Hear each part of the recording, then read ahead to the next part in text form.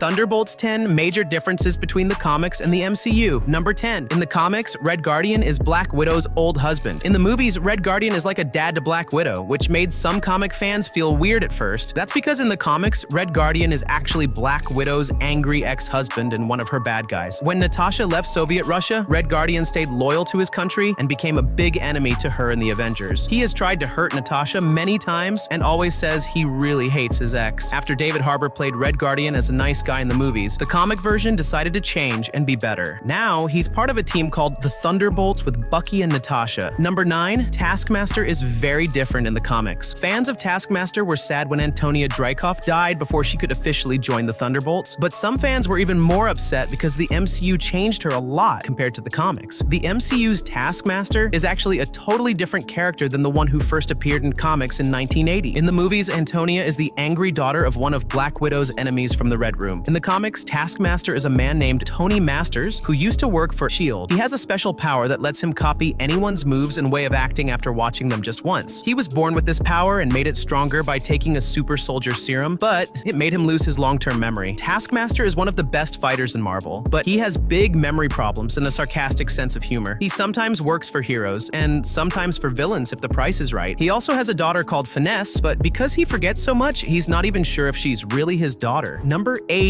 Ghost is a completely different character. In the MCU, like in Ant-Man and the Wasp, Ghost is Ava Starr. She has a weird problem that makes her sometimes become invisible and pass through things without meaning to. S.H.I.E.L.D. made her a special suit to help control her powers. She doesn't get a cure until she meets Janet Van Dyne, but in the comics, it's different. The suit actually gives Ghost their powers instead of helping with powers they already have. The comics Ghost doesn't have a known name. He's a super smart hacker who fights against big companies because he thinks he's making the world better by going after super rich people like Tony Stark. He doesn't take care of himself very well and has a strange way of deciding what's right and wrong. Sometimes he fights villains, and other times he helps heroes if it fits with his bigger plans. He likes to work alone, but will join teams like the Thunderbolts if it helps him go after big businesses. Number 7. Yelena Belova is very different in the comics. In Thunderbolts, Yelena Belova shows a lot of her personality. She's often sarcastic and uses dry humor to hide the tough stuff she's going through. This way of acting has been pretty much the same since she first appeared in Black Widow. It fits with the fun style of the MCU, but it's different from how she acts in the original Marvel comics. In the comics, Yelena was cold and very careful. That's because Yelena was mostly a bad guy in the comics. She even chose to become a monster after getting superpowers to fight a hero called the Sentry. But because she became popular in the MCU, Marvel changed her story and made her a new, sassier hero in the recent comics. Number 6. Black Widow and White Widow have a different kind of relationship. In the movies, Yelena Belova and Natasha Romanoff are like sisters who found each other. They both went through the Red Room and became really close because of it. Yelena's friendship with Black Widow helped her change from a killer into a hero. But in the comics, Yelena and Natasha were both part of the Red Room until Natasha left. Later, Yelena got obsessed with Natasha because she wanted to be the new Black Widow. For a long time, Yelena was more like a bad version of Natasha instead of a friend. But since Yelena became popular in the movies, Marvel changed her story to make her the sister that movie fans know, even making her a bit younger to match that story. Number 5. The MCU made small but important changes to Sentry's origin story. Sentry's story is different in the comics and the movies. The MCU tries its best to show the complicated character, but because movies are shorter than comics, they made his story simpler. In Thunderbolts, Robert Reynolds, who struggles with drug addiction. In the comics, Bob's addiction gets worse when he breaks into a lab to find drugs and accidentally takes something called the Sentry serum. In the movie, Bob choosing to join the experiment shows he wants to try to stop his addiction, but in the comics, it shows that Bob just happened to find his powers by accident and wasn't ready for what would happen next. Number 4. US Agent isn't a super soldier in the comics. John Walker is one of the MCU characters who stays pretty true to the comics. In the movies, John starts out as a Captain America who messes up and gets hated by the public, and then he becomes US Agent. But in the comics, John was never really a super soldier. He was just pretending. In the comics, John gets his super strength and powers from someone called the Power Broker, a bad guy who sells superpowers to people for a price. The Power Broker shows that John was never really good enough to take Steve Rogers' place, and this villain often tricks US Agent to do what they want. Number 3. Bucky's age and origin story are not the same. The Winter Soldier, Bucky Barnes, is one of the MCU's most accurate characters from the comics. Both the movies and comics show him as Captain America's friend, who everyone thought was dead but was turned into a brainwashed enemy by Steve's foes. In the comics, Bucky is a teenager when he meets Steve during the war and helps him as a sidekick for shows and propaganda. But in the movie Captain America: The First Avenger, Bucky and Steve are childhood friends and about the same age. Also in the comics, Bucky was changed and experimented on by Soviet Soviet Russia to become the Winter Soldier. In the movies, it's Hydra who does the brainwashing and experiments. Plus, in the comics, after Steve was thought to be dead, Bucky actually became Captain America for a while and tried to live up to Steve's example. Number 2, Baron Zemo made the Thunderbolts, not Val. CIA boss Valentina Allegra de la Fontaine, or just Val, is the one who brings the MCU's Thunderbolts team together. In the movie, she asks each person to join a mission, but really, she wants to trap them and get rid of them all at once to cover up what she did wrong. In the comics, the Thunderbolts were put together by Baron Zemo, who is one of Captain America's biggest enemies. The team is made up of former bad guys who pretend to be heroes while the Avengers are thought to be gone. Because he thinks he owns the team, Zemo often comes back as their main enemy, trying to take the Thunderbolts' name back. Number 1, the supervillain Avengers were formed by Norman Osborn, not Val. The idea of a team of supervillains turning into a government-approved Avengers team didn't start with Thunderbolts, but with Dark Avengers. In Dark Avengers, Norman Osborn made his own team of bad guys pretending to be superheroes. Like Val, Norman tricks people and controls the news to make his team look good. Osborn picks really bad villains and has them pretend to be famous heroes to fool the public. For example, Bullseye pretends to be Hawkeye, Daken pretends to be Wolverine. Then, the really dark parts of Sentry join in to make the team even scarier. These heroes didn't want to be good, they were happy being bad. The Dark Avengers were not like the Thunderbolts and definitely not like the New Avengers.